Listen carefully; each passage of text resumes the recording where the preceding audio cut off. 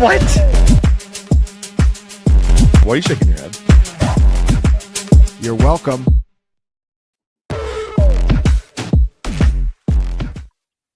Well, it wasn't just fantasy football that had people's hearts broken. It was real life football. And once again, that was a tough watch for yours truly, the host on the mic. But we move on. We push through in this fantasy football season. Tonight, Dynasty Points covers week 1 reactions, kind of a quick little hitter that we have here. We have what not to overreact to, what we should be overreacting to, and of course the weekly picks, which, no surprise, Jacob is out to another lead. Dynasty Points covering your week 1 Dynasty Gauntlet.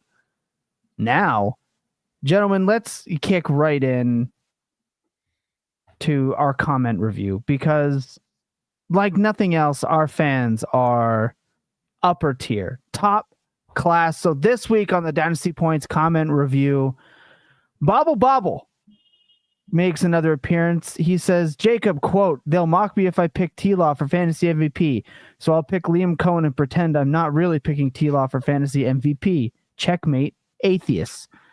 He also says, also is Thomas secret musical theater nerd. Captain Hammer over Captain Mal is just bonkers. Just because you both wear only cargo pants doesn't make it correct. Not only did I do musical theater, I did stand-up. I have also done improv, which is how I ended up in professional wrestling. Because believe it or not, those things, they all intermingle. We have also got from Chief Librarian Mayonnaise. Jeez, the way the mayonnaise is spelt, that got me.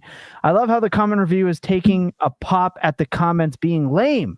No preseason award for best autumn coffee flavor is disappointing. It's not taking a pop at the comments being lame. It's encouraging people to come up with unique and interesting comments. It's not that it's lame, just sometimes you guys are lacking a little bit, and we got to wake you up. And then from Breck Wanley 9111, Alec Aomanor, Medicine Hat, Alberta. That's right, another Canadian for everybody in the NFL to enjoy. If you want your and we'd enjoy it more if Brian Callahan knew the fucking rules of the National Football League. Can we get this guy fired? Like, Jesus Christ. How do people keep their jobs? I don't know. Look, I think not knowing the specific nuance of the catch rule is one thing. I think admitting it is another. I think that's No, not knowing that is insane. This is not like, look, if you want to get mad at Ben Johnson for not knowing the specifics of if you touch a player's if you touch the ball while the player's holding it on the ground, that's like a rule that I don't know if I've ever even seen before in football. If you don't know what a catch is, I mean, come on. How many times have we done what is the catch?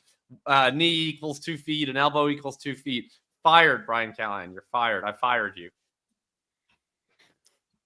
All I can say is thank goodness the Broncos went against the Titans in week 1. Just made me feel a little bit better, but I don't know. My hot take so far, they have me really concerned. So we'll see.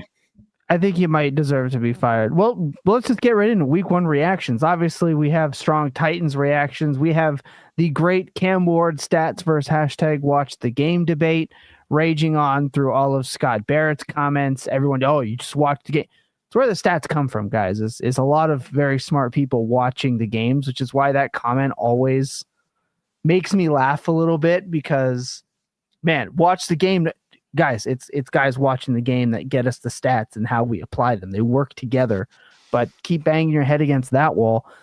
There were a lot of takeaways from the week that nobody could run the ball except for it's true. The Jaguars, which shout out, really run the ball. Right until it mattered the most. But again, I don't want to get into that. But yeah, the Jaguars I was very surprised with, but running the football, very tough to do. A lot of tough run matchups. Seattle, their defense looks like they're going to be tough to pass on again. Christian McCaffrey is GOAT. A lot of reactions. Let's go around the horn. We'll do it this one real quick. Let's try to get this to about 10 minutes or so. But Jacob, what was your first initial takeaway away from the content that we're going to talk about tonight on just week one. Yeah, you kind of just spoiled it, to be honest. That was the big thing I kept finding myself writing as I get into the Hitchhiker's Guide, is I just continually was getting to running backs that I'm very confident are very good at football, posting like 2.8 yards per carry. It's a systemic thing that I'm basically just writing it off almost entirely, unless I thought like one specific guy looked, outwardly bad or something. It was very fascinating because we're always trying to keep tabs on this ever-changing, cyclical, evolutionary NFL meta. And I thought this was a pretty interesting note of maybe this is the 2025 shift. We've seen how teams have managed to sort of take away these explosives, push people to matriculate the ball down the field. But then what we saw last year and the previous year is teams were leaving themselves open to just being ran on. And I thought maybe that's just kind of fine from a defensive perspective if you're just willing to accept being ran on between the 20s, and then you try to tighten up in the red zone when the field's a little bit more compressed. You don't have to worry about those explosives. That's, I think, a pretty reasonable way to play it. But defensive coordinators seem to, at least in week one, mostly find a way to continue limiting explosive pass plays. I mean, there was a lot of like 4.8 yards per attempt from quarterbacks this week, while also tightening up in the run area. And what did we see teams able to do? Just kind of spam a bunch of 8-yard passes to tight ends. We saw that basically in the very first game of the week, where the Eagles couldn't get anything going with Saquon Barkley. And if you told me going in, okay, Saquon Barkley's going to have like 3.5 yards a carry, I would have guessed A.J. Brown and Devonta Smith are feasting, because that would have meant the Cowboys are selling out to stop the run. They kind of stopped everything, and all they were able to do is get some scrambles and some dump-offs at Goddard. It's just 1 week, but that's the early thing that I'm watching for, is our defense is finding a hack somehow where they're able to take away the runs and they're able to take away the long passes. And we're just going to be sort of living in this short and middle passing area where you kind of just want to flex a bunch of tight ends and slot receivers. Yeah, mine kind of piggybacks off of that a little bit. So I'll go and then these other guys can go. It's offensive lines looked like dog shit. Like there were a few offensive lines where like, man, they're playing really well. I felt like almost every single offensive line looked like ass. It looked rough out there. Like pockets collapsing constantly. The no running lanes, just blown assignments. And I know offenses always start slower than defense, but it looked aggressively terrible. I sent Brett Whitefield a DM like, is it me, or like there were like 3 offensive lines that I thought looked legitimately good, and the rest all just looked patchworky and terrible. They're obviously even. I know one of them.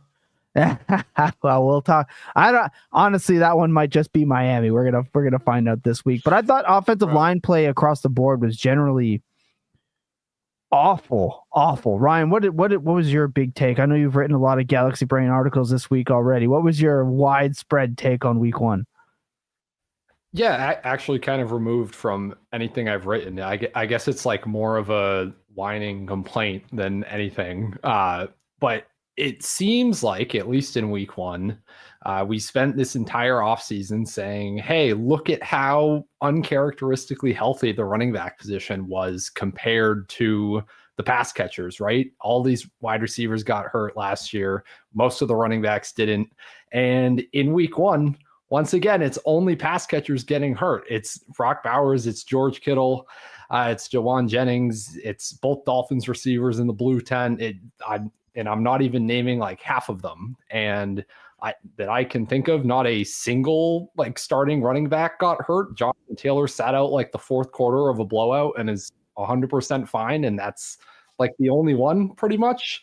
So yeah, I don't know. I'm not going to channel this into a take about like maybe the NFL meta or how teams are playing is just more conducive to getting pass catchers hurt now, because I don't really believe that. But yeah, I mean, it's something I'm going to be tracking because I'll look pretty stupid this offseason or after this offseason if all we've been saying the entire time was don't expect the running back position to be healthy again. Yeah, you're right. It's off to a really good start. this year as well. And we're going to talk some of the usage here on what not to panic about. That's something I don't know if there's anything to this over the long term. I've never once looked into this. It's just a thought that popped into my head 10 seconds ago.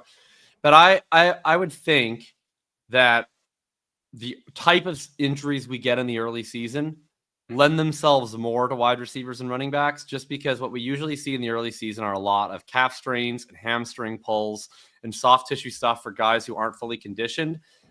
Whereas the running back injuries are more contact based more often. It's high ankle sprains and low ankle sprains and MCL sprains and stuff like that, which is like equal opportunity to happen in any week. So I have no idea. I'm just wondering if that's maybe always been the case, where you get a little bit more of the soft tissue wide receiver stuff early compared to later in the season when guys are more conditioned. But yeah, no, that's a great thought. That's really interesting. Definitely going to be interesting to see, like, without a doubt, if this keeps up. Because I don't know, man. This running back health thing, it is definitely interesting. I mean, even look at McCaffrey. Will he, won't he? Will he, won't he? Not only did he, but they were giving him carries. I was like, Brian Robinson probably could have taken that one, guys. Like third and 7, and you're running it. You could like maybe don't do that to him. The McCaffrey stuff is so funny. I mean, like if he's on the field, he just gets 30 touches. Kyle Shanahan cannot help himself. It is like Adam Dunn, 3 or 2 true outcomes. Like either Christian McCaffrey is on the field and he is the RB1 or he is injured. Those are the only 2 outcomes for Christian McCaffrey until he retires. Like I'm so convinced of that. I love the Adam Dunn shout out too. The man that hated to run. Shout out Adam Dunn. If you haven't seen that video on YouTube, please go and watch it. It's awesome if you like baseball. Lucas, your overarching thought as you wear that disgraceful Baltimore Orioles hat on this stream. What's your overall thoughts on week 1? So I was in Baltimore this weekend, went to a game, and got to see Kershaw pitch whenever he is now pitched against every single team in MLB except for the Dodgers. So that was pretty cool. Decided to get a hit while I was there. My take, though, I'm going to steal it from one of Ryan's tweets, but it's very, very true. Even if it feels like a meme, just take the under on every single prop line that's out there. Holy cow. Like, I don't know. I was trying to be creative doing the Prize Picks article before this weekend, and whenever the only reduced pick that I had was Derrick Henry going over, and that one actually, hitting. It was wild, and a lot of it also stems from just the Bengals. I don't know what to do with them right now. Like, that was just so sad to watch. So they do this every year. We're just kind of living in it. I didn't want to cut Lucas off, but I was going to say it's Bengals Browns. Like, this is AFC North. If you think AFC North games, this except for usually this is Bengals versus literally anyone in week 1, but though. In the AFC North, generally speaking, those games are slogs, except for any Ravens Bengals games, because those 2 games are generally not slogs. But for the most part, Ravens or any AFC North game, it's generally disappointing, and we fell for it again this year. Last year, it was kind of the same story. Doesn't surprise me, but you're right, Lucas. The unders were definitely the way this week. I'm just at the point with Zach Taylor where, like, I don't know what it is about their offseason program.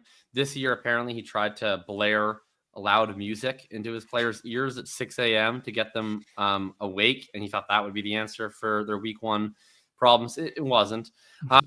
Shockingly, maybe they should just try like being prepared, I guess. But I don't know. It's so weird. Like, every year they come out looking like dog shit, and then they're always fine by week 3. I'm just going to assume now that they're going to be fine by week 3 until proven otherwise. But who knows? I mean, what's the definition of insanity? It's doing the same thing over and over again, expecting a different result. Like, I'll give them credit for trying something different to fix this, because it's a very known issue. I have a better suggestion to fix this. Fire Zach Taylor. Hey, there we go. But oh my goodness, like, that was just, it was so tough. It cost me too much money. seeing that happen. But I get it is it, what man. it is. We move on. I just don't bet on week one. Like that is my tried and tested true formula. Don't bet on week one. No one knows. I said this on the Winnipeg Sports Talk Show with Hustler. I was like, if you're betting week one, like just be careful. Like take like Justin Fields rushing, like all that kind of stuff you can kind of see coming, but like take it easy on betting in week one and let's figure out. Disagree, man. As a person who had a lot of money on the Vikings last night, that was about as fun of a turnaround as I've ever had. That was an insane turnaround game. The JJ McCarthy career being dead in the first half was epic. I wish I got some trades out for it. I just couldn't. It felt like the universe just correcting itself. Like I was just scrolling the timeline. And I'm like, this can't be real. People can't be like this out over their skis on these opinions after a literal half of football.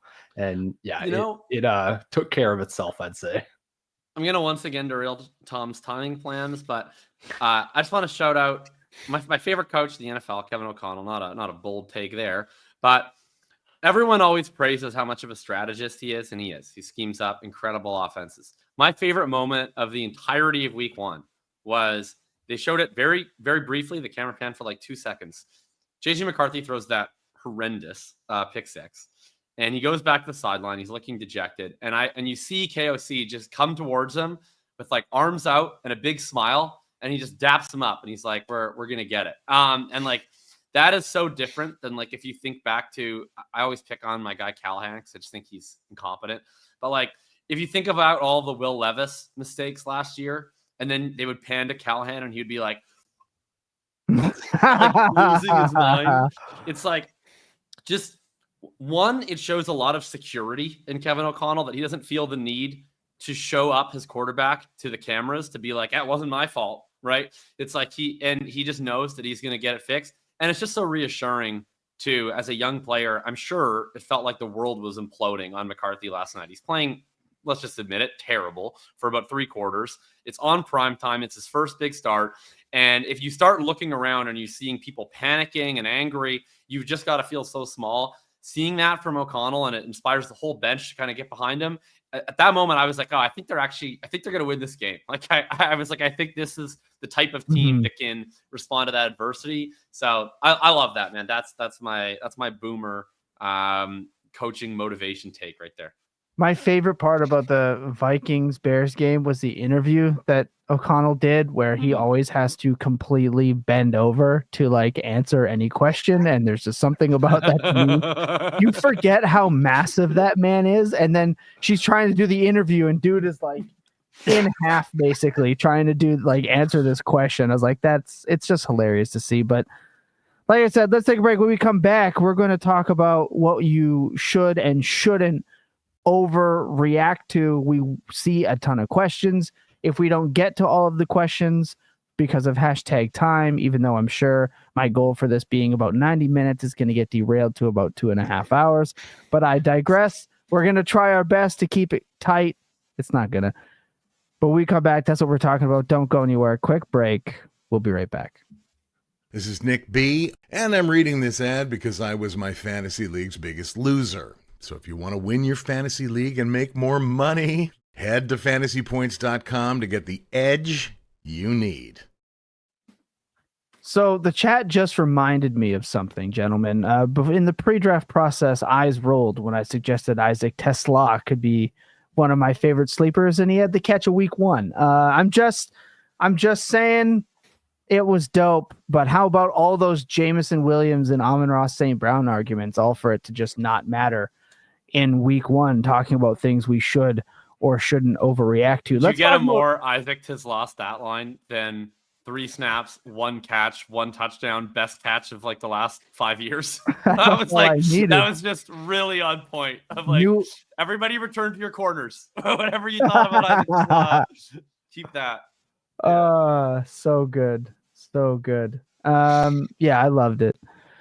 Let's talk about things that you should not overreact to, because there's so much information coming at everybody at once. And especially if you follow Fantasy Points data, you are constantly getting bombarded with so much data, and from people that follow it, for people that follow us, I should say, and use our and recite our data, etc. As IKF just hits a 2-run double. Anyway, to tie the game. There's a lot of data coming at you at once, so it can be overwhelming. We see it in the Fantasy Points Discord, which you can go to for Dynasty. It's free. You just need a free account. That link's in the description. But Ryan, seeing as how you are the man of the Fantasy Points data account, what in your week so far have you been trying to tell yourself that we should not be overreacting to? Yeah, so I mean, actually, Jacob kind of hinted at it earlier, but just in general, as a rule, please do not overreact to the running back efficiency numbers from a 1-week sample size, in which, remember, we don't know which defenses are considered good. We don't know which defenses are considered bad, at least from like a numerical perspective or like a fantasy points or yards per carry against perspective yet this year. And also, all of these running backs are, right now at least, the healthiest that they're probably going to be the entire season. This is notable with Travis Etienne, I would say, who averages over 4 yards per carry in every single September of his career, but pretty much without fail wears down and is plotted along at 3.6 by late October. Over each of the past 2 or 3 years, I tweeted out the exact numbers today, but yeah, it's one game. It's week 1. We generally expect not only the veterans to get used the most in week 1, but also to, just have weird small sample efficiency stuff, just like in any given 1 week of the season. But because it's the first thing we've seen in 8 months, I think people get way too attached to X player is really good or really bad because of 1 week of football. I mean, an example, Omarion Hampton. I saw some extremely negative Omarion Hampton takes because he was averaging 3.2 yards per carry, was stuffed on 60% of them. None of the stats are good. I would even acknowledge that most of the carries, he didn't look that explosive. He wasn't breaking all these big plays or whatever. A couple of mistakes. I acknowledge all of that. But guys, this same defense limited Saquon Barkley to 2.3 yards per carry the last time we saw them in the Super Bowl, literally. So yeah, and we didn't say, wow, like Saquon dead, Saquon over, but that like was the sentiment, partially because it's an island game and that's kind of how it goes. But yeah, get your mind out of the running back small sample efficiency traps. With Hampton in particular, it's pretty sick that they decided to just give him an 85% opportunity share in his first game as a rookie. Very easily could have just said, you know what, we're getting Hassan Haskins for half the workload for a week. It's not like they couldn't have done that. So yeah, just be happy with the workload. And I would generally say that with every rookie. And yeah, again, all the efficiency stuff. Yeah, you kind of took mine, so I'll kind of piggyback off that. Not panicking about rookie productivity in week 1. Obviously, I don't want to steal any thunder from Jacob here, but like there's Egbuka conversations. There's a lot that happens to week 1, and I think what we do as a fantasy community, we go all off season, and it's and I complain about this almost on a weekly basis, especially on the market report, which comes out Thursday nights or Friday morning. The to the moon. Everyone is to the moon all the time. We're to the moon, and it rarely works out that way. So in week 1, sometimes it takes a little bit of time. There are certain signals that we should be looking for, in my opinion. Do they get on the field? What were their roles? That's more important to me than the outright production. So just kind of piggybacking off what Ryan said, and I'll think of another one here as we get going. But yeah, not panicking or overreacting to a rookie running back. Like, look at Genty. Everyone expected 25 points. I think that's more on us as fantasy players than it is on the player underperforming. And then it's not to say that, okay, well, we had Warren go out and absolutely crush with the Colts, but it would be unfair to be like, well, he's just Brock Bowers now. for the rest of the season. Like there has to be some sort of what's the word I'm looking for? There has to be some sort of context, some sort of leveled expectations between perfect matchup, game script, etc. 1 week sample sizes are not going to make or break your rookie season. Don't drop them. Don't look to just move off of them right away. People are panicking on Tootin right now. Sell. No, just wait. Just because your expectations, your fanfic was not met in week 1 is not a reason to panic outright on rookies. Some of these veterans, Bryce Young, there are definitely reasons to be panicking. But I'll go to Lucas. Go ahead. For me in week 1, I'm having a little bit of fun with it, but let's maybe not overreact with Keon Coleman and what he did with it.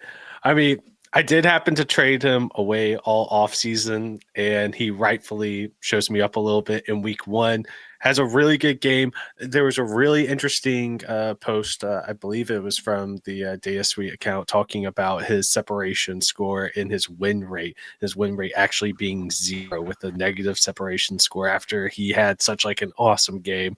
So it was a really awesome breakdown where I forget who it was, but actually like breaking down like why he had those numbers, even though there's like video out there of him, being open on these routes. So it was really awesome. If y'all haven't checked that out, definitely go and do it. But with Keon Coleman, yes, he had a really good game, and we knew what he was athletically coming out. I wouldn't be going immediately buying him thinking that this is now like the year 2 breakout where he's going to end up being, a top 15 wide receiver or anything like that. So just pump the brakes a little bit there. Yes, you can buy Keon Coleman, but make sure you're not, overpaying for 1 week's worth of production against Charmin's soft coverage. Too many sounds there. Yeah, I do just want to quickly say on the separation stuff and Keon Coleman, if I can like wrap it all in, high level, people get extremely weird online about different metrics that get thrown around at fantasy points with separation win rate, average separation score, whatever it is.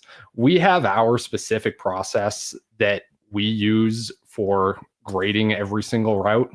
You can agree with it or disagree with it or make arguments about how useful is this for fantasy football. And in fact, you can go read the million articles I've written about how useful or not useful all these things are for fantasy football. But it is not, I think people way too quickly just try to translate whatever X stat says to this player binary is good or bad. And that's like not how it works. Every stat is part of our tool belt. They all can tell like a different part of the story. None of them are going to tell the entire story. I'm slightly optimistic on Keon Coleman, though, to bring it back to him just in terms of, I don't know that he's going to become like a consistent producer in this offense, but the route share was way up. We're not doing like this weird rotational Bills wide receiver by committee thing anymore. Yeah, I am at least kind of interested in like playing him with Josh Allen in DFS in stacks, whereas I would just never stack Josh Allen last year. So yeah, DFS tidbit for you on the Dynasty show. But yeah, that's my Keon Coleman opinion. My problem with Keon Coleman is he had 95 yards and 7 catches in the fourth quarter when they were in comeback mode, and the Ravens were for some reason just playing gentle, and they let Josh Allen, they ran 78 plays. Like I think, and not to mention a lot of that production, like the big boom in points was a tipped pass touchdown that was not intended for him. So like I think there's a lot there. I think we're going to talk about this a lot on Market Report because he's a player we talk about a lot. But man, it is he's going to be more annoying than I want him to be with how much I have faded him. I will give him that personally. I just also want to comment, like, he's in terms of Bryce Young being your veteran, he's not a rookie. He's not a sophomore. So I don't know what else you call him other than an NFL veteran in year 3. You've got multiple off seasons now. 3. I don't know. This is a weird thing to plant your foot on. But Jacob, what do you got? Yeah. I think you guys kind of covered the Keon aspect. I wrote about him a lot. If you want my thoughts in the on thinking about thinking, I'm a little bit, I'll just say uncertain. I think he showed some really good stuff. I think that some of it was pretty unsustainable for a team that, the Bills are going to win like 13 games this year. There's not going to be a lot of fourth quarters where they're playing from 2 touchdowns behind, chucking into soft zones, which is what Keon Coleman does really, really well, which shouldn't be diminished, but he's way better in those situations than he is against man. My big take of things to not overreact to. And I have sort of a big piece up on thinking on more sort of general heuristics. I went very specific on this program with both of my 2. And one of those is specifically about Emeka Egbuka. And I'm going to say this is a pretty massive exception for how I typically play rookies. I wrote a post last year. I think it was probably the most prescient post that I wrote last year because Ladd McConkey and Brian Thomas wound up to have fantastic seasons. And it was called In Defense of Buying High and Selling Low. I'm probably going to repost it on Thinking About Thinking this week. My general approach to rookies who start very hot is you really don't want to be selling high. And if anything, you want to be buying high, because oftentimes once a rookie kind of establishes that they are good, right?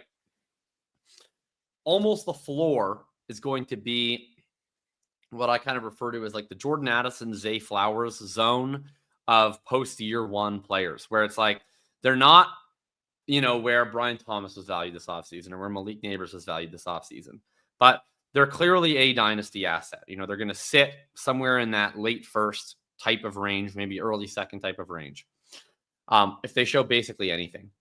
And then you have the upside of the unknown. Who knows how high the ceiling can get. We get stuck in this early season spot with something like an Egbuka or any rookie, where you're anchored a little bit to their rookie draft price. And if you start paying substantially more than that rookie draft price, people can sometimes think, oh, I'll flip this for a quick profit. But really, you can only lose like a second or so of value on that bet. And you could gain anything close to a first or a first and a half. They just keep looking fantastic. So that's why I'm going to break my general rule on Egbuka. And I'm going to say, I think that you can sell him specifically for 2 players, or 3 if you want to throw like Hampton, or 4 if you want to throw Henderson in the mix, because I think he is a case where there was a ton of really positive sentiment on him all summer long. People were primed for him to break out in the spot. It was a great opportunity for him. He gets the pretty bad secondary. They had a bunch of injuries, and sure enough, he scores 2 touchdowns. His actual box score is like good, obviously, in the sense of a rookie, but it's not really the type of box score that you're used to associating with this type of enthusiasm. He has under 20% targets per out run, 6 total targets, 4 catches, 67 yards. Very good start. Now I'm seeing, based on Dynasty, Zoltan does a lot of these great quick reaction polls. He's essentially valued directly evenly with Ted McMillan right now. He's essentially valued evenly or ahead of Travis Hunter right now. And I haven't seen any polling on him versus the running backs, but I would bet he's basically up at the same tier. Zooming out to the peripherals, both McMillan and Hunter had the higher targets per out run. I think looked just as impressive. Going on the long view, I still believe they were better prospects. And I think if you could do Egbuka for either of those 2 plus, I think you're getting the exact same floor bet in terms of these really strong prospects. And I still maintain it's a better bet overall. So I am not selling Egbuka for like anything. I wouldn't do him for veterans, but I do think there's been a little bit of an overreaction to just how elite his year 1 was, or his game 1 was. And I think if you could get from him to other rookies I feel more confident about, that is one case where I'm going to break my long-standing rule on never sell rookies high after a great week 1. See, that's the one I'm not there with you. I loved what I saw from Egbuka. I'll say I hated what I saw from the Bucs offense in general. for everyone but Egbuka and our guy Bucky. But I don't think I don't think you have to make that switch. I think it's totally fair.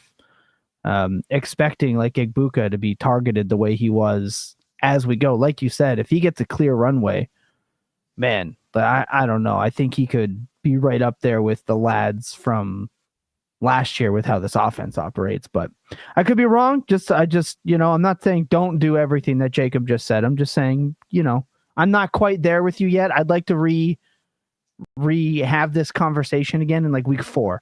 Look, I intentionally chose a scary one. I didn't want to do, don't overreact to Kayshon Boutte getting 108 yards. I wanted to pick something that was a little bit terrifying.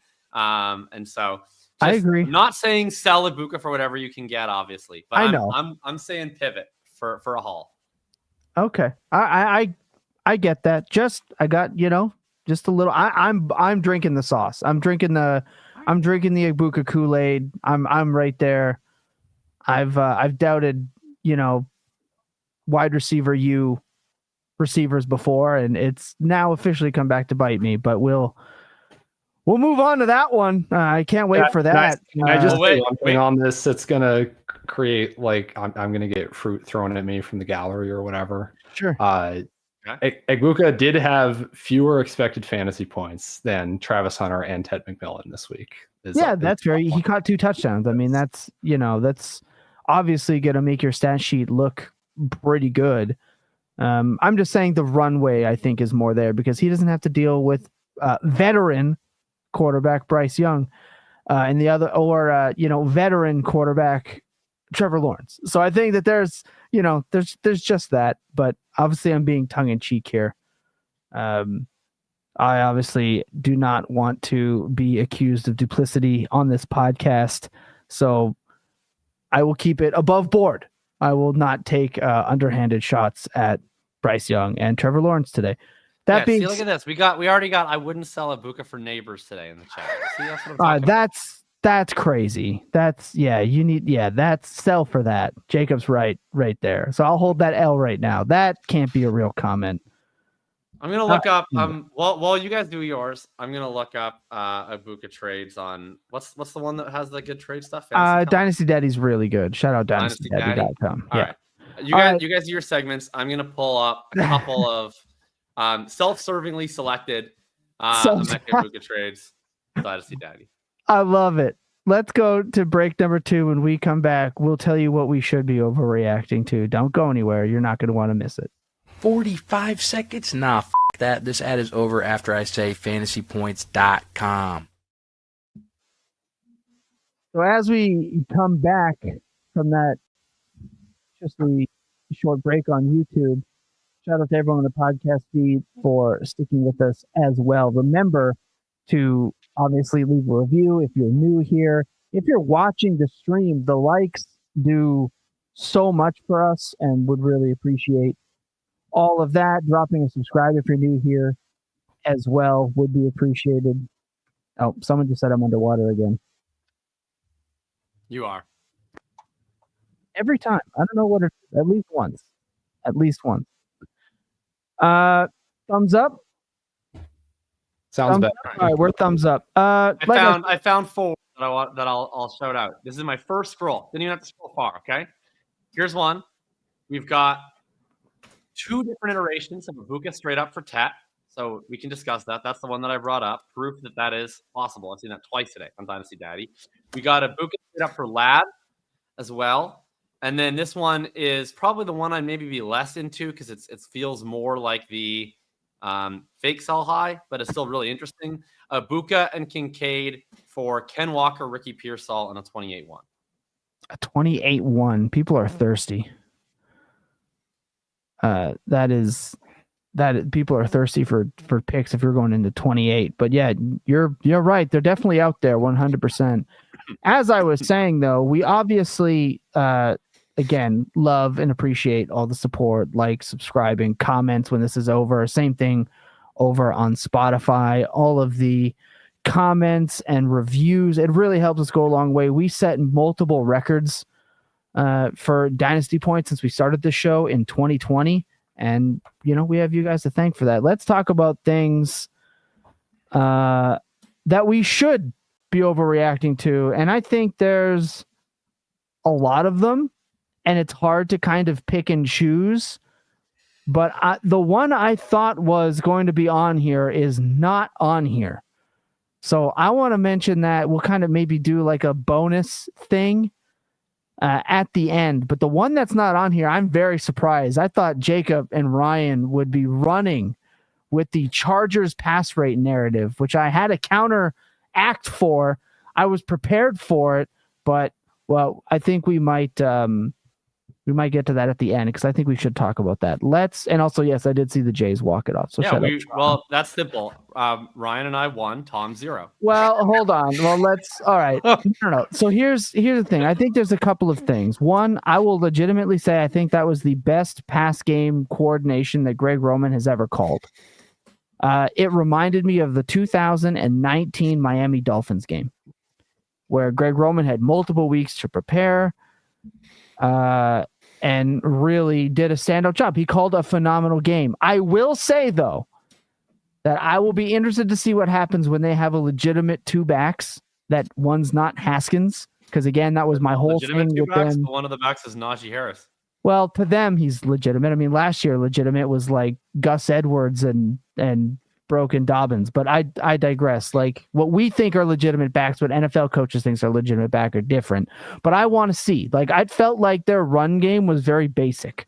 I also talked with Brett about this. Everything they did in their run game didn't look like a Greg Roman run game. It looked simple, basic, really reserved. It felt like they kept a lot in the tank.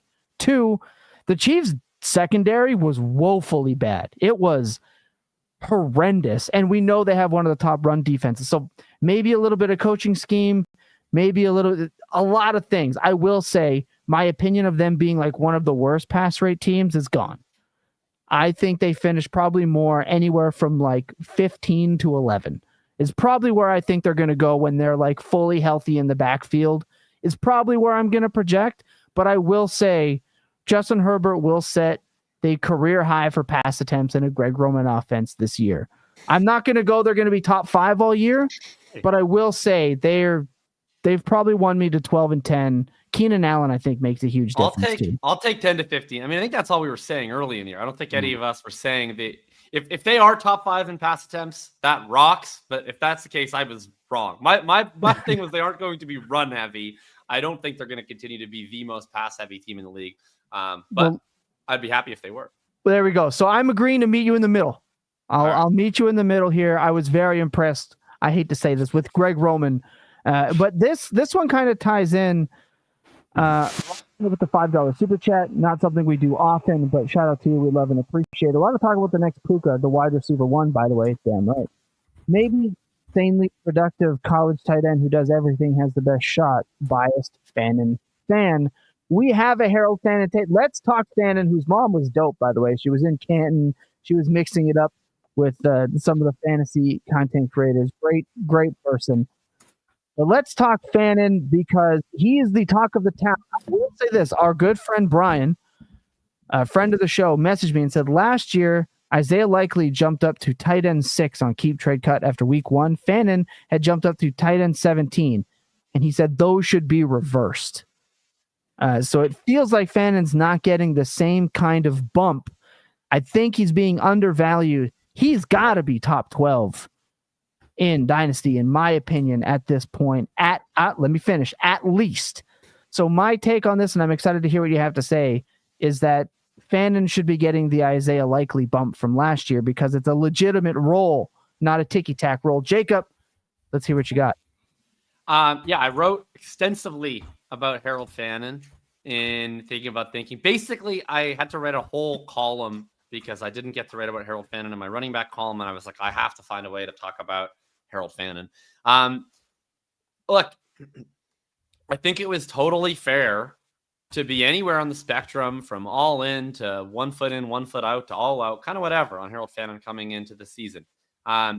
He was a very weird prospect. He was quite legitimately the most productive college tight end of all time. I'm not going to say he was the best prospect of all time by any stretch, but just most productive. And he did that, though, playing in the MAC and being at very undersized and not that fast. And so if you wanted to say, I don't think, that's going to translate to the NFL, that seems pretty plausible. If you wanted to say, I don't think a team is going to let a 6'3", 230-pound duck-footed tight end, play a massive role in their offense, I think that was totally plausible. But in week 1, the Browns said, we disagree with those limitations. We are going to use the shit out of Harold Fannin. Just to give a context, some of the stats. He ran 72%, or he had played 72% of the team's snaps. Brock Bowers, week 1 last year, 67% of the snaps. He had a 31% targets per route run this week. Brock Bowers, only 24% targets per route run. It was an incredible degree of confidence in the Browns as just to how much they had their whole offense revolve around him. He had 3 catches on the very first drive and would have had a 4th if they didn't take it away by penalty. He was clearly installed as the focal point of their game script. He also had a wildcat carry on that drive.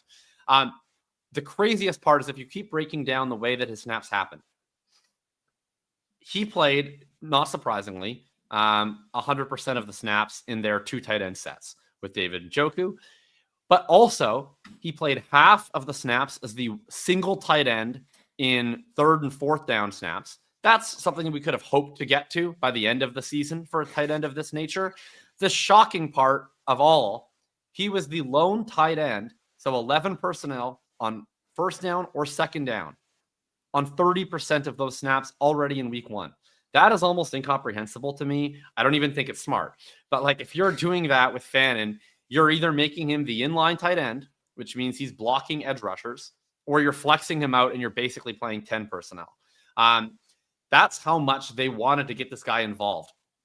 So the fact that he was already being teased this true tight end usage, and the fact that he was so productive on that usage is really, really encouraging, to the point that I think this is actually going to go up.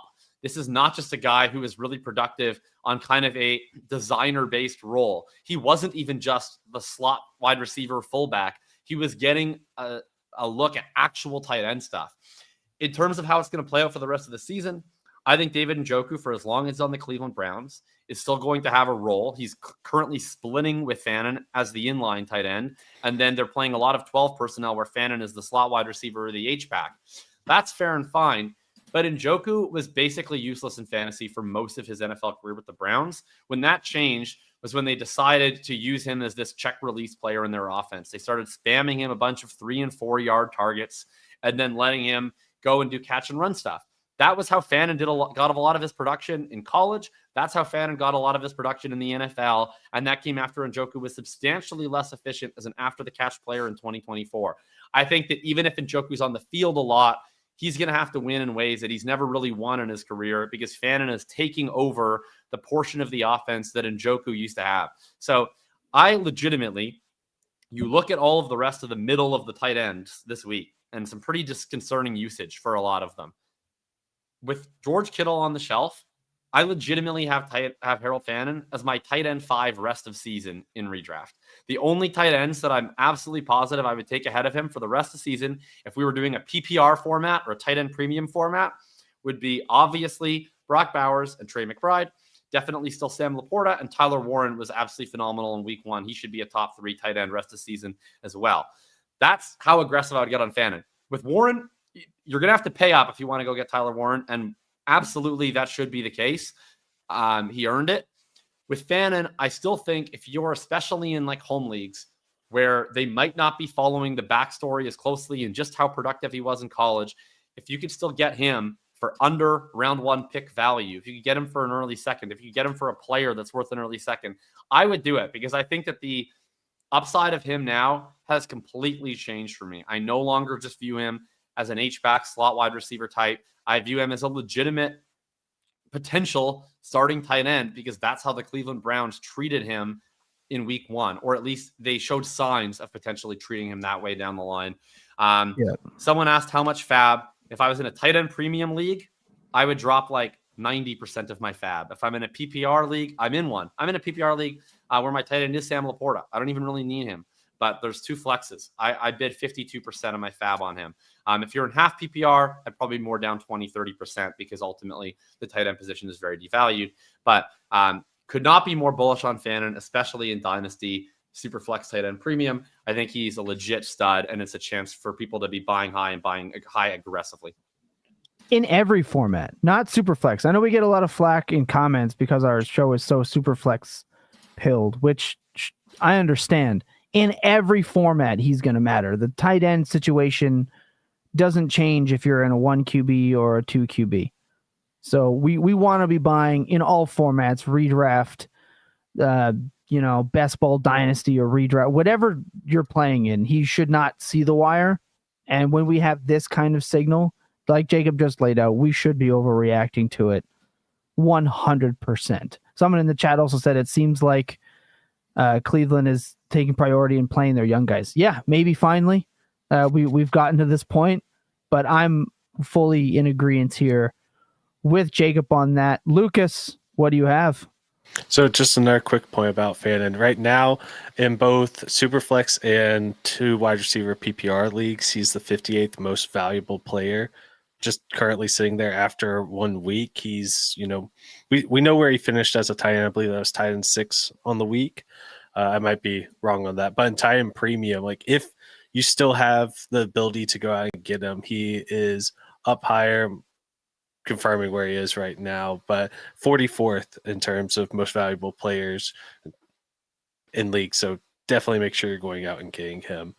My overreaction, the Seattle Seahawks offense might be cooked. They did not look good at all, especially like whenever it comes to how they were handling running the ball and then playing off that in the passing game. We saw Ken Walker get out carried by Zach Charbonnet. Even though Walker had more passing down work, we also saw them absolutely plummet in their usage of play action to support the passing game, which I'm very concerned about whenever you had Darnold last season in Minnesota, where that's what he was good at, and Seattle just is completely choosing not to use him in that role. I think that they were at like 4.4% of their plays were using play action. Scott Barrett tweeted about it earlier today. That's incredibly concerning. They did increase their amount of motion that they're using in their offense, but not to the degree where I feel like it's going to make a whole lot of a difference. It was only like a 4% increase in how they were using motion in their offense. So those are 2 really concerning numbers whenever it wasn't even a negative game script to establish running the ball. They couldn't really do anything to support Darnold. And Ryan, once again, he was tweeting about separation score and how there was only really 1 positive in there. I'm happy I have JSN on a lot of my leagues because at least he's going to get 50% of the targets in that offense. But I think that we should be pushing the panic button right now on some of those assets. You may have missed an opportunity to sell Walker at any sort of a positive value. It's not going to be a fun year. Yeah, JSN absolutely put the 49ers secondary in a body bag, and they were picking on a rookie, at which they should, obviously, but that offense looked useless when it wasn't JSN or Charbonnet, also known as Charbonnet. But yeah, we should care about this. I've been the highest even on this show, even though I get some really interesting DMs telling me to kill myself, even though I'm the highest on this show for JSN since we did our tier episode last year. I think he should probably be higher. This usage is insane, and downfield. It's just going to come down to the offense as a whole. Ryan, what do you got for us? Well, first, really quickly on the Seahawks, totally buying the JSN stuff there, at least for this season, and then obviously by extension for Dynasty. That there is just no target competition on this team. Clearly, he's the only guy that can do anything. So, yeah, JSN, great. Seahawks in general, I don't know. This was to Lucas's point, extremely weird game plan from Clint Kubiak, kind of not what anybody expected. They also ran way less outside zone than is typical of them. It was just kind of very strange. Danny Kelly has kind of like a take that I am kind of partial to, which is maybe Clint Kubiak just completely overthought this matchup against Kyle Shanahan, who is like his former boss and best friend. That's like something to think about. I wouldn't be that shocked if it just looks totally different in week 2 against the Steelers. Ken Walker doesn't look amazing. I wrote 1,000 words of cope in the everything report on that everyone can go check out for a full kind of take there. But yeah, is definitely shaking the priors a little bit there. But going to my take, my thing that I think you should overreact to, it's Breece Hall and it's the Jets kind of in general. So I'll start macro, I suppose. So I was very skeptical that anything was going to really work with the Jets offense this year. Tanner Engstrand, the last time that he had called plays at any level of football was with the DC Defenders in, I think it was the XFL at that point in like 2020. So I was just like, this is probably not going to happen. Like he was working under Ben Johnson and all this, had said that, not Greg Roman, had said that Harbaugh and Ben Johnson were like his 2 guys he looked up to most. I was like, okay, whatever. Like maybe he'll run a bunch of play action. I don't know that this is going to be any good. He did run a bunch of play action. He ranked top 10 in during snap motion, which is like kind of the easiest statistical, is this a creative offensive play designer check that you can do, is during snap motion. Top 10 in that. Jets offense completely rolls. I'm kind of buying it. I think, yes, will Justin Fields will it be like totally even footed with Justin Fields the entire season? Is he going to have like perfectly efficient games all the time? Probably not. But I do think like the thesis of this offense can work, where they're extremely low pass rate over expectation, but it works with Fields also being a threat in the run game. And it works because Breece Hall is freaking awesome. And I can't believe we let anybody gaslight us into believing otherwise. It was just unbelievable watching him on the screen. Like it was Jacob will disagree with this maybe, but it was night and day to me what he looked like last season, especially towards the tail end versus this year. I had a 1,000-word conspiracy theory that I thought was Cope at the time in Anatomy of a League Winner, talking about all of his injuries and how he had like these unreported injuries in the previous summer before the season last year. And that maybe, just maybe, like this is why all of his metrics were a bit down. I think I was right. I think that is the case. And I think Breece Hall is still freaking awesome. And more importantly, and more actionably for Breece Hall's dynasty value and for his fantasy value this year, Braylon Allen still fucking sucks. I'm sorry. Like there are these guys in the NFL that it seems like every offseason show out in training camp or are more impressive to the eyes of both their coaches and the media and everybody observing training camp and football practices than when they actually suit up and are on a football field. Romeo Doubs was this for years. He was like the star of Packers training camp for like the first 3 years of his career. And it has never really put it together in terms of being an amazingly efficient wide receiver. Jameson Williams now does this every single year. Like these speedy wide receivers are good examples. I think also these big hulking, like bruising running backs are good examples where, yeah, they might look awesome in practice, running drills. Like, wow, they're so much bigger. They're physically imposing compared to everybody else. But yeah, when you get them in an actual game and you need to use your vision and your burst to get away from defenders that are trying to tackle you, suddenly that's not enough. Suddenly, Breece Hall is the one that is averaging nearly 6 yards per carry, and Braylon Allen is losing yardage on half of his. they didn't even go the entire game with Braylon Allen being in the goal line role. Hall got the carry towards the end of the game, I believe, inside the 5-yard line. Like, we saw the roles kind of shift in real time in week 1. I thought maybe this would happen over the first month or 2 of the season. I thought they would kind of stick with this for more than like 3 quarters of football. But yeah, I think we are just getting Breece Hall in like a 70% bell cow kind of role where he's going to be very efficient on the ground, get all of the passing game work, and maybe at worst it's like 50-50 at the goal line with him and Braylon. And I think higher than that. Yeah, I think I wrote about go harder now. Yeah.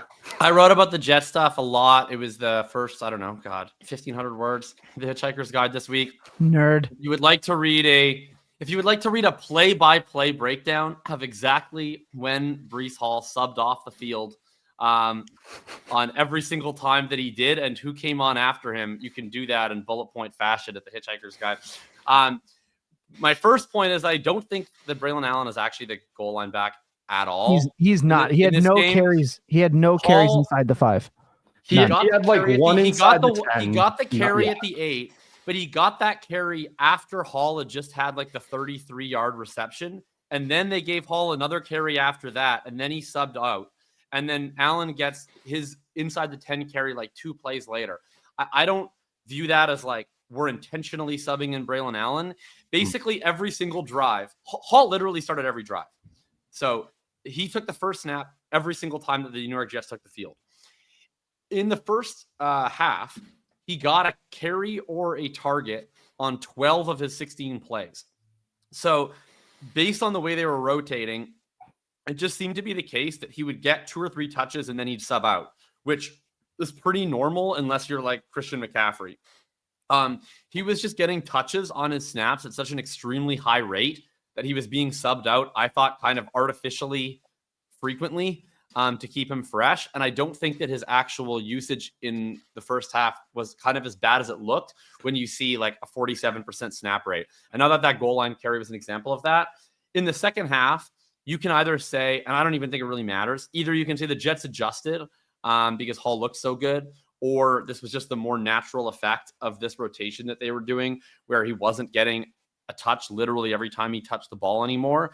He had 21 snaps in the second half. Allen had 9. Davis had 2. And so he established himself as like a 67% snap rate guy in the second half, which is more than fine for an offense that's going to have like a -20 PROE and is going to be giving Breece Hall the football a ton whenever he's on the field. This is like it is literally the Lions staff that's now running this team. And like a 60% snap rate for Jahmyr Gibbs and David Montgomery is way different than a 60% snap rate for Isaiah Pacheco, who plays on a team that never hands the ball off and never throws to running back. So if you're the RB1 on the Chiefs, you're usually just spectating like 80% of the time that you're on the field. I think, Hall remained the back for several different short yardage situations. I don't see this as a clear split. I see this as Allen will rotate in sometimes, and sometimes he rotates this in on the 4-yard line, and oftentimes he doesn't. Like Ryan said, the most important thing forever is that he looked like the best running back in the NFL at times in 2022 and 2023. Where I pick nits is people saying that Allen was better than him in 2024. That's false. He wasn't. Hall was not very good in 2024. He was still better than Braylon Allen in every single advanced metric. So either that means Allen sucks or Hall's not as bad as people said he was. But Hall looked today like vintage Breece Hall. He looked like a guy who the Jets should be thinking, maybe we should extend this guy now, actually, instead of just letting him play out the string, because this guy's a really talented football player. Buying, super excited. I remember saying that I found it interesting that every time Jets media posted about Braylon Allen, no one was near him. Like, it was always a hole so wide I could drive my truck through. I could run through it for like half a yard. Very interesting. He didn't force a single missed tackle on any of his touches. And that's supposed to be, he is such a big dude, built so, like, if you were to create a running back in the lab, it's him.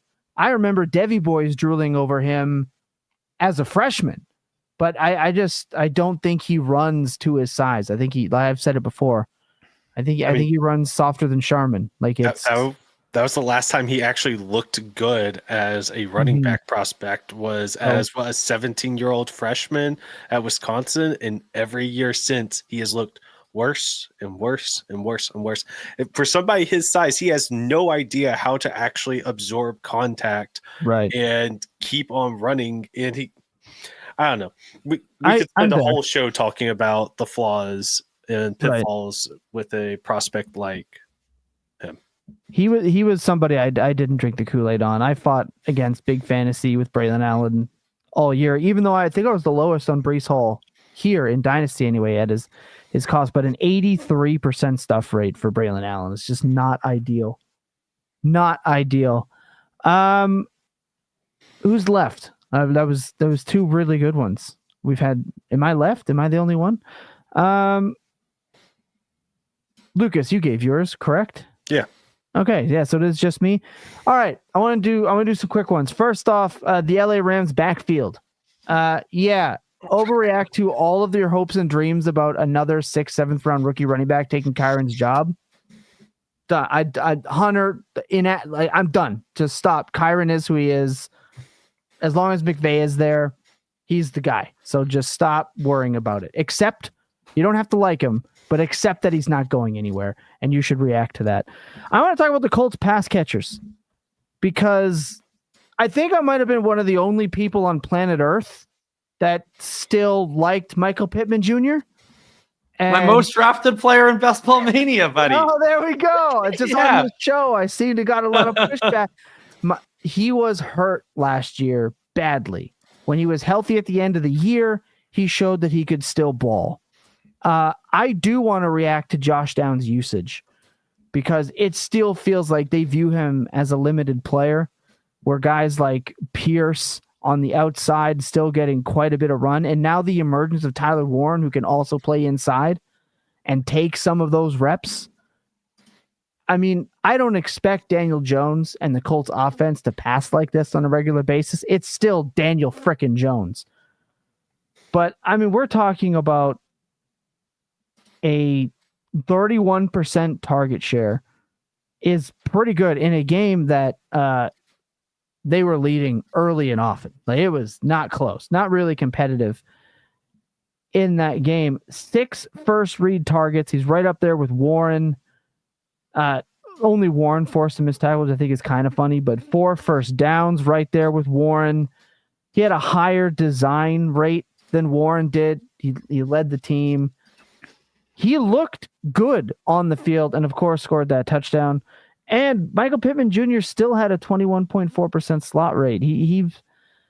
They moved him around. So it feels to me like Michael Pittman from 2 years ago, he still feels like wide receiver 1. I think Downs needed a lot of things to go right for the fantasy hype that was behind him to really matter. He's still in the Jaden Reed category for me. These frustratingly good players that get frustratingly shit roles, they're always just going to be players that I don't love all the time.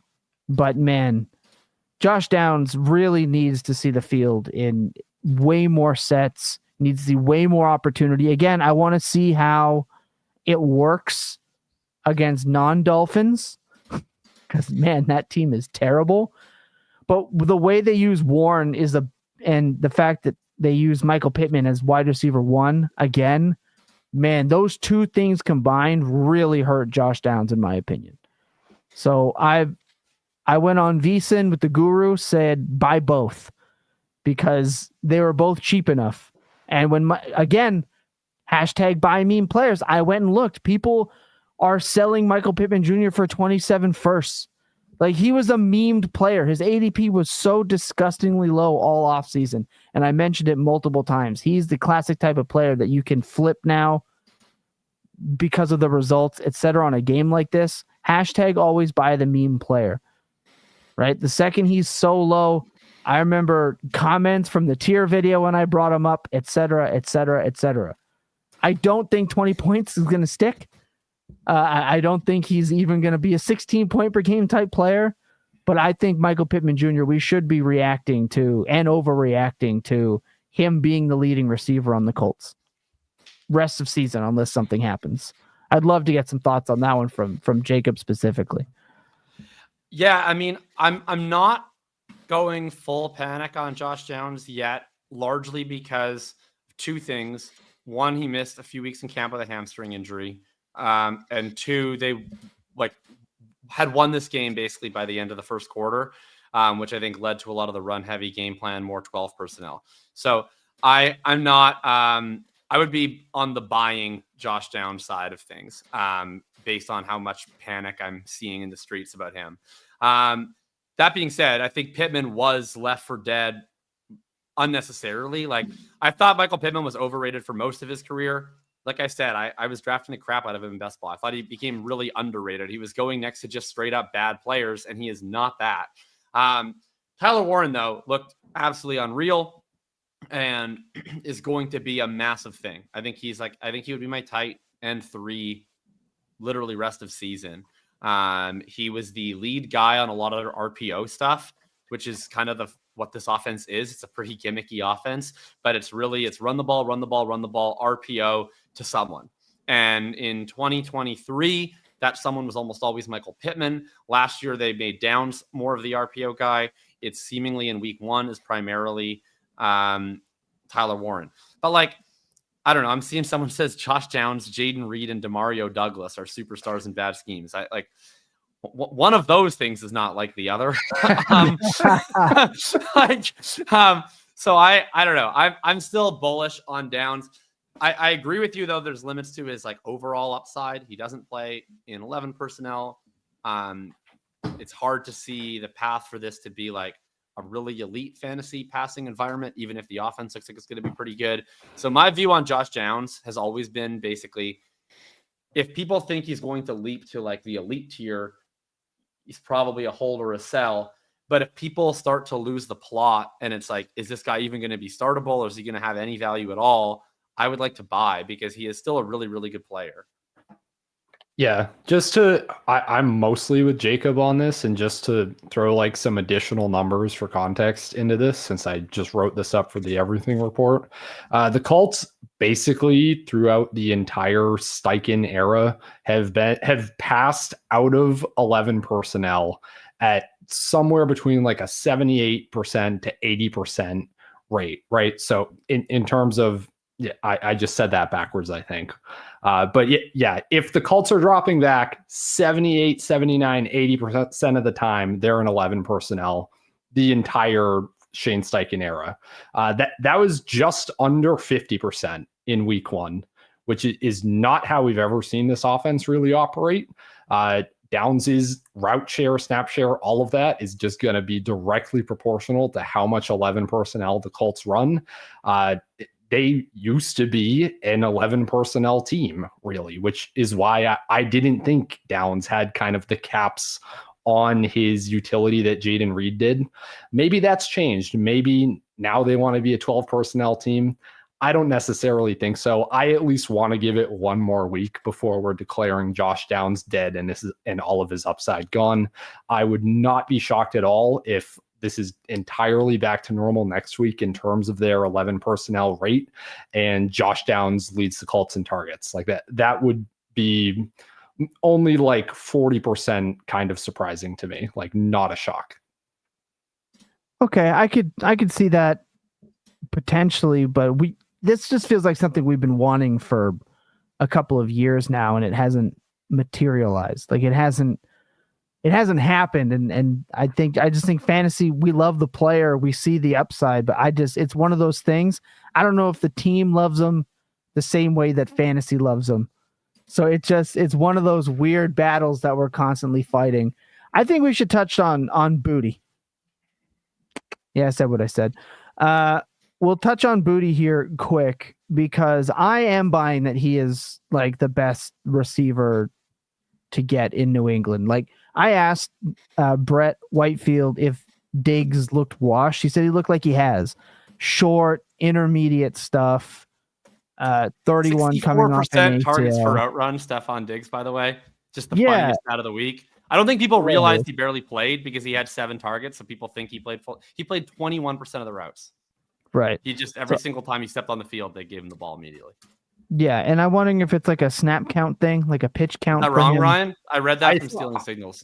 Okay, I thought it was much higher than that, and that we had him at like a 22% target per route run or something. But I'm going Is to that take a wrong? look I right now. took that. I took that from a secondhand source, so that could be wrong. I have I don't look at wide 62.3% routes on team dropback for Stephon Diggs. I have 63.3%. Yeah, that sounds more correct. All right, someone lied to me. I apologize. But Someone Boutte's lied to me, target, and then I lied to you based on being lied to. like Boutte's The guy, target with, per the guy route- with the hilarious targets per route run on the Patriots was Travion Henderson. He ran like 11 or 12 routes and had 8 targets or something like that. So- it was absurd. Yeah, Boutte's targets per route run was 0.20. Diggs was 0.21. So like I think he's right up there. I think he's still cheaper than Diggs because he's not the name, but man, he's definitely somebody that was interesting last year. He had 2 20-point games last year towards the end of the year. And I think we should all be kind of buying in now while we have we always want, look, I want Kyle Williams to be a thing. I do. I liked him. He was one of my sleeper favorites. I don't know if rookie wide receivers are ever going to be a thing in New England at any time ever. Boutte's proved that he can ball, though. He can play. And he might be fat and slow, not elite, whatever. He's not flashy, but Drake May likes to throw him the football. He can make enough plays and he can score fantasy points. We should at least be. People checking care him. about Boutte. Like everybody in the chat is going crazy about this. I Yeah. didn't. I like brought it up as like a punchline before. People care. Yeah, so it is. I'm not kidding when I say this. Like, we get asked about him constantly because again, everybody wants Drake May, right? But everyone wants to know who to have. Stephon Diggs is going to cost you more to get than Boutte is. So I'm saying we should care in the fact that he's going to be the cheapest option to buy, not one of the struggling. Not struggling because I would buy Kyle Williams. I at this point I prefer Boutte because he's just he's producing at least. So I don't know. I'm kind of buying it a little bit. I'm in a little bit. I'm in at like the cost of a third. Right? I'm not in at the cost of anything extreme. But if I could get Kyle Williams for a third, I would. I don't think you can, but that would be. I like to see him do something because again, I didn't trust the rookies last year in New England. I'll say I don't care about Demario Douglas. I'm done with Pop Douglas. So that is a stat line that I won't lie to you about and was really funny. He had 7 targets, 2 catches, -2 yards, 1 touchdown. Yeah, that is a hilarious stat line. But yeah, I'm out there. But like Kyle Williams ran 9.4% of the routes. I don't know. I think Boutte is a cheap, playable flex option with Drake May. In my opinion, if Drake May is the Exodia, like Scott Barrett has mentioned, everybody wants Drake May. You've been high on Drake May, round 2 startup price, et cetera, et cetera. We should want all of the options in New England. He's actually cheap and actually available because people doubt and want to sell for what they can. If you can trade a third and like a fake player, I would be doing that. I really don't would. disagree with you that he is a cheap, viable flex option. I would not trade a 3rd round pick and something else for a cheap, viable flex option who's a 3rd-year wide receiver, personally. But I could be proven wrong on that. Yeah, I think he's a weird 3rd-year wide receiver. Like I think Josh Palmer, Romeo Dobbs core to me. But again, we're talking about again, if this happens again next week, and it could, because if I'm not mistaken, they have a wonderful matchup. They sure do. Playing the Dolphins, baby. Exactly. So if this happens again next week and he goes for 90 with a touchdown and 6 or 7, like that height, it's gonna continue to roll. And you get a player that a quarterback and a coordinator trusts. It doesn't like I don't know. There's a window there. There's a window for him to finish as a decent wide receiver 3, and that's valuable in start 10 single and superflex dynasty leagues. I'm not saying it's a sexy pick, but I think we should at least believe that he can continue to produce the rest of the way. I'm not like all in like some are, but there's also a guy that was, kind of running the wide receiver room in LSU there for a little bit. I don't know. There's just something I want to like him, right? I want to have a little bit more than I do. I'll say that. Okay, I'll give my Boutte take quickly. It kind of intersects with both of yours. For like redraft, yeah, this is like at best a wide receiver 3 or flex option. I'm not putting out more than like 15 to 20% of my fab at absolute maximum for that. Like it's not totally moving the needle for me at all. But in Dynasty, I think there's a little bit more intrigue than Jacob is giving it credit for. Like this is a guy that led an LSU team in receiving yards that included a freshman Malik Neighbors and Brian Thomas Jr.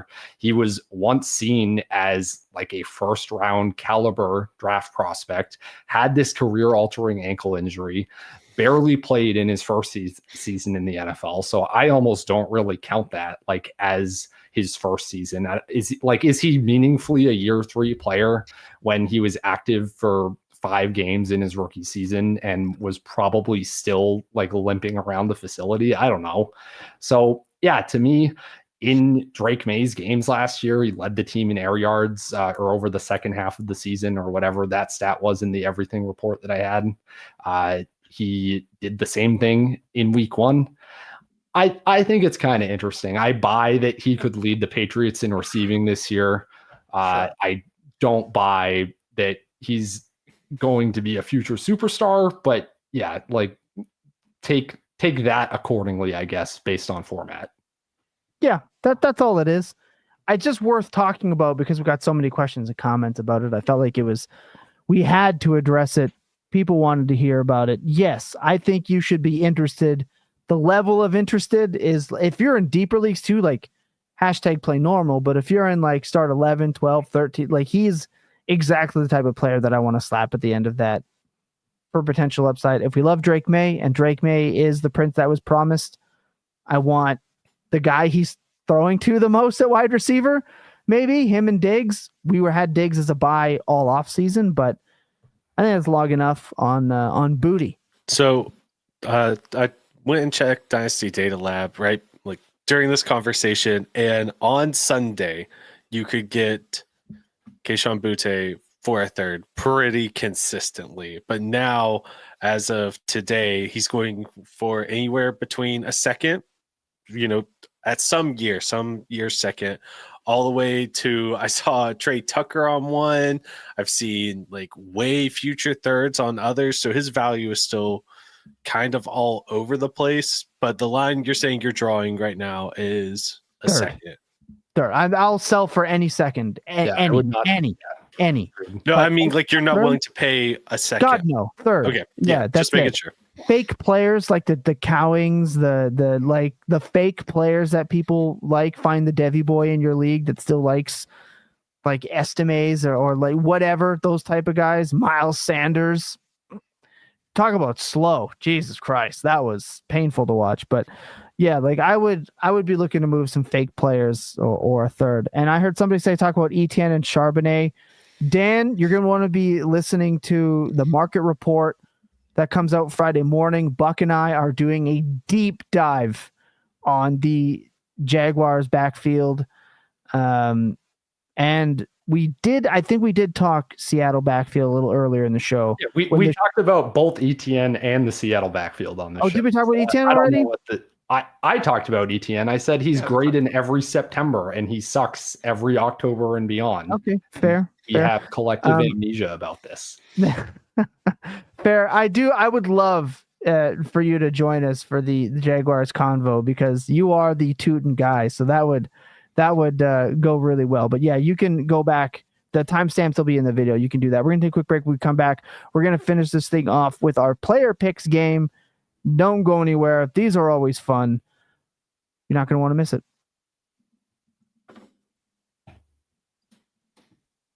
When we go to take a quick break like that, it helps if I push the button instead of staring at the button. It doesn't work if I just look at it.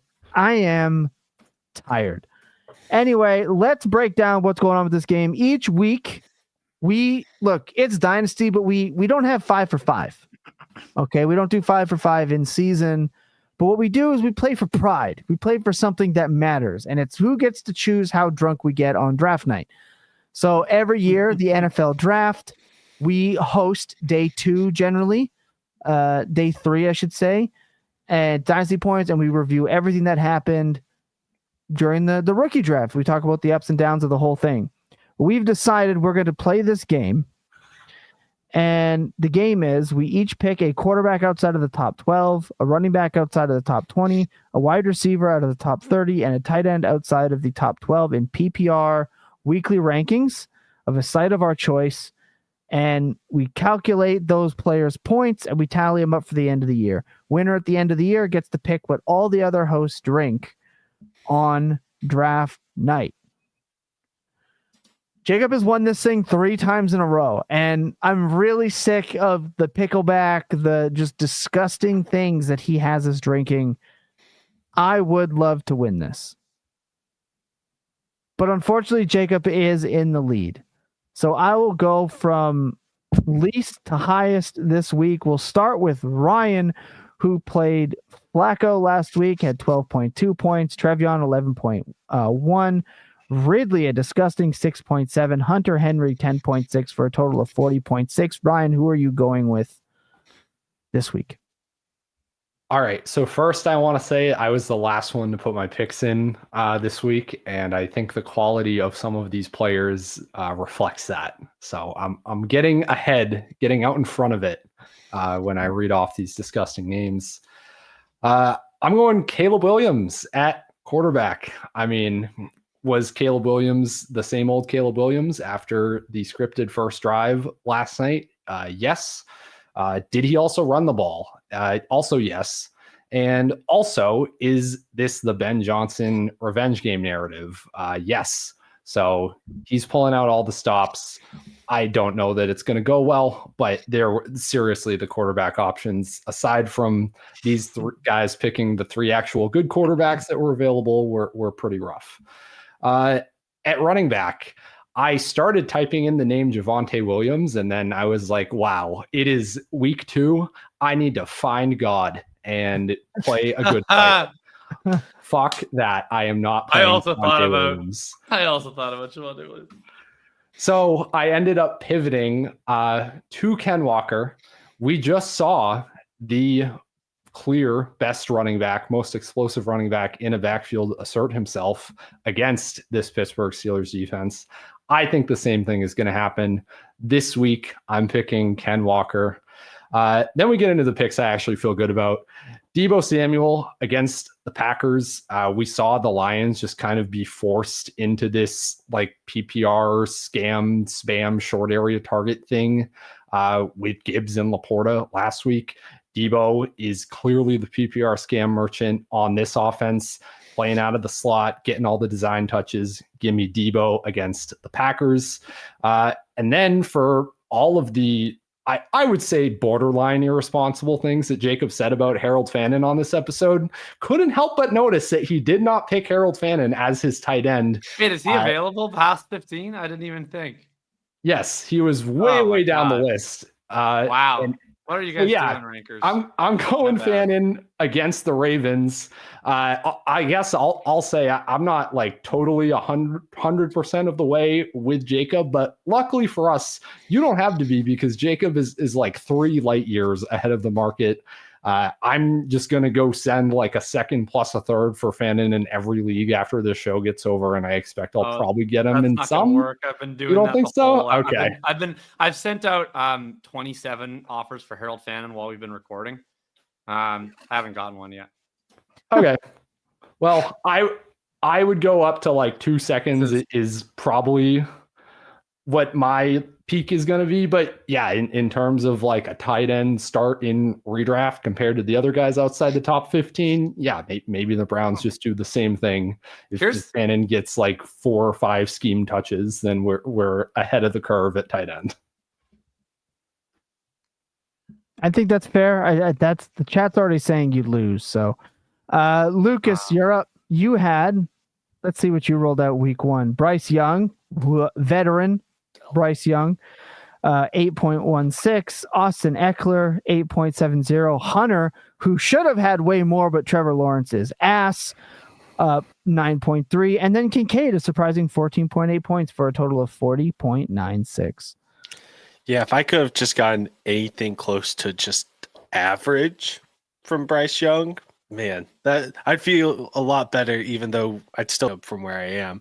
But with week 2, switching it up a little bit, going with CJ Stroud against a bad Tampa Bay Buccaneers team. So hopefully he can right the ship after a pretty rough week 1, just shaking some rust off. Then Ja'Cory Krosky-Merritt at Green Bay, going with another Commanders running back. He looked really good. It was limited touches. It was also so funny just watching everybody tilting over Chris Rodriguez being a healthy inactive after people were saying Chris Rodriguez is actually the running back you want to own in Washington. So I thought that was funny.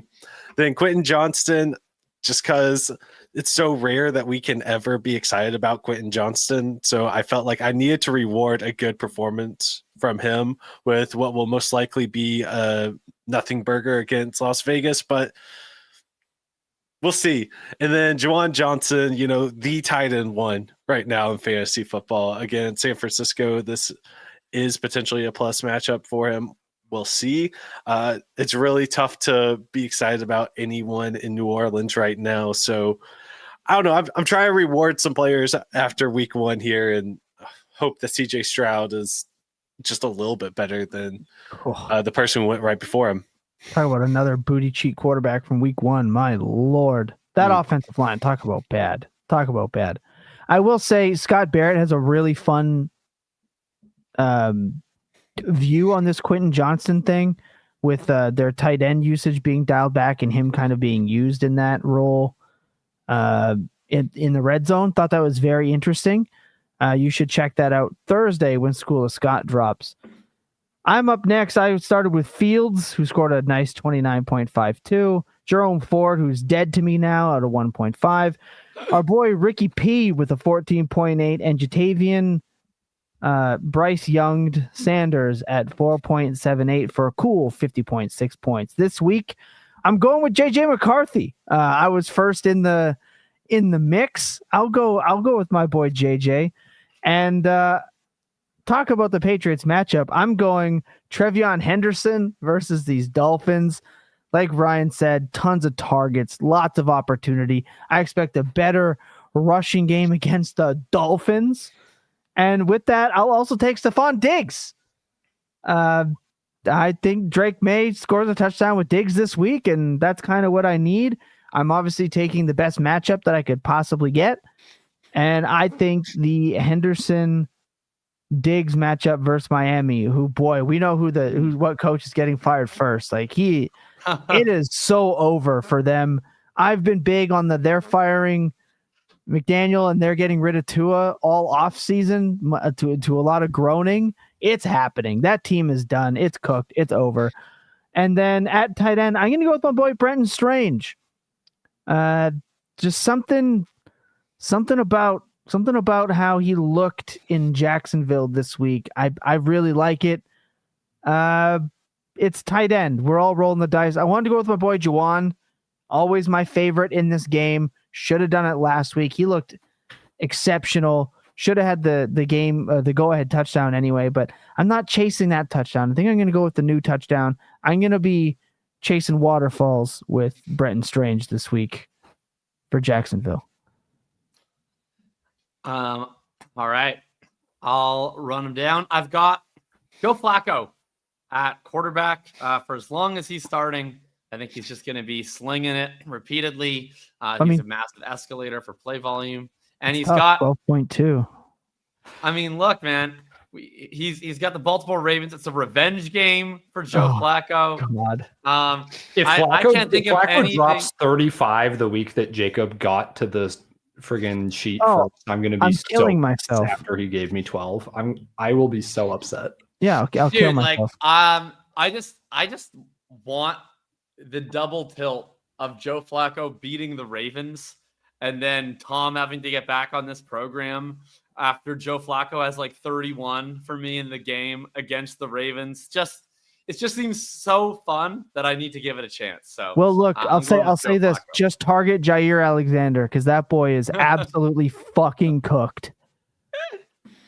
Oh man, I'm gonna go with Zach Charbonnet as my running back. I read into some of what Ryan was saying, Ryan and Scott were sending me messages today, and Ryan alluded to it already in the show, that they used Charbonnet on over 70% of their outside zone attempts. They were using Walker more on gap attempts.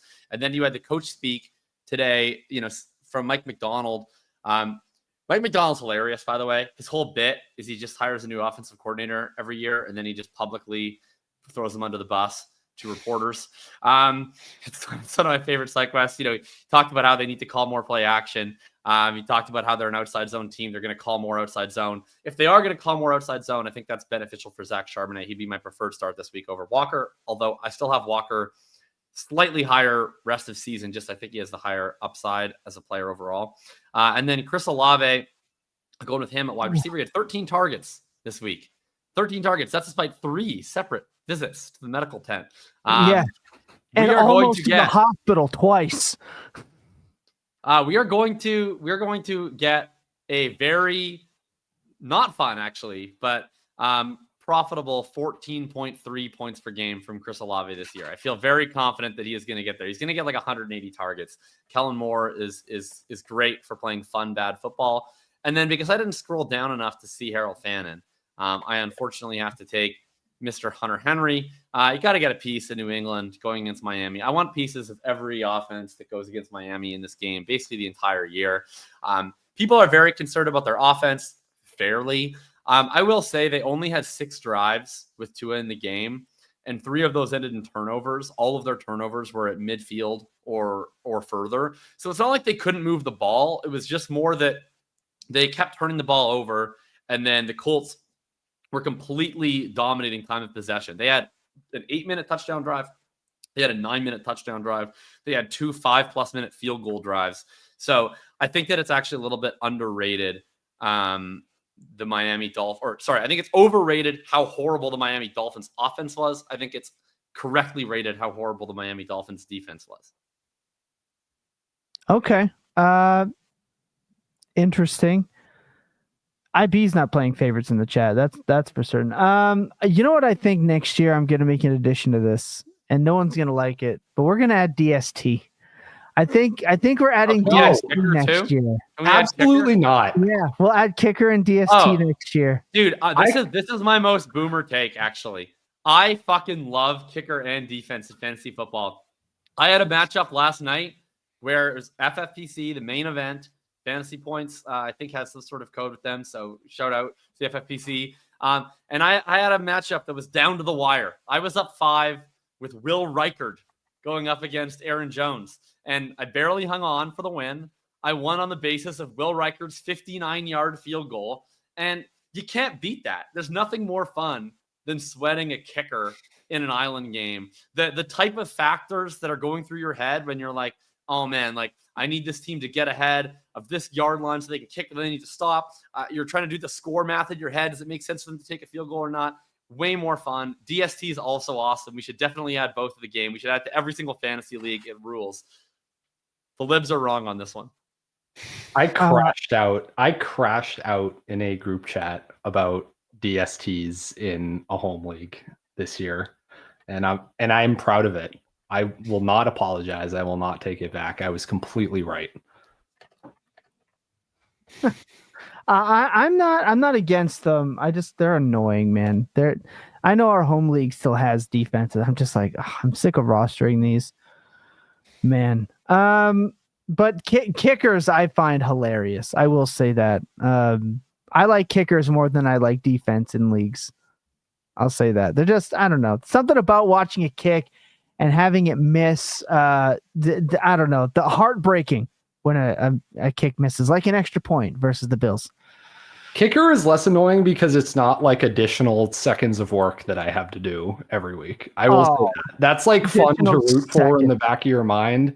You don't like have to stream your kickers to be like 10% more optimal. Like it feels like you have to with defenses. Just read Brian Drake's DST article at fantasypoints.com and you are going to be set for defenses. I mean, he crushes it every single week. Every single week he crushes it. Anyway, that's going to do it for our show today. An hour and 40. Not bad. 10 minutes over where I wanted to be. Obviously, tons of content going out week to week. Use code BetSmart If you want to upgrade, don't wait 6 weeks to earn yourself some money. Earn your money now while you can with fantasypoints.com. Bet smart obviously gives you 15% off if you're looking for an all-in premium package upgrade. It's a great deal. Make yourself some money now.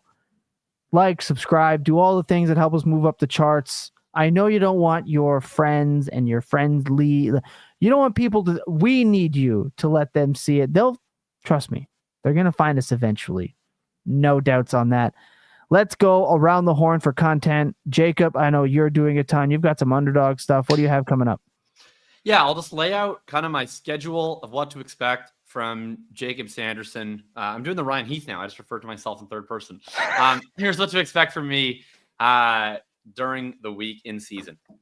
So every Monday night, I'm going to be on the Underdog YouTube channel with Hayden Winks. We do a waiver wire show every Tuesday morning. The Hitchhiker's Guide is going to come out part 1. That's the recap column and my waiver priority list.